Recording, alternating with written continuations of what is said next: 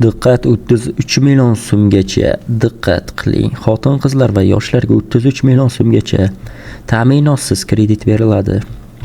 Tadbirkorlik tashabbusiga ega jismoniy shaxslar, shu jumladan yoshlar va xotin-qizlar o'z biznesini tashkil etish uchun hamda belgilangan tartibda davlatdan ro'yxatidan o'tgan kichik tadbirkorlik subyektlariga 33 million so'mgacha bo'lgan miqdorda mikrokreditlar ta'minotsiz ajratilishi ko'rsatilgan. Faqat talabgor shaxslar, nodavlat ta'lim tashkilotlari, professional ta'lim muassasalari, biznes va tadbirkorlik oliy maktabi hamda uning hududiy filiallari maxsus sertifikatiga olgan bo'lishlari talab etiladi.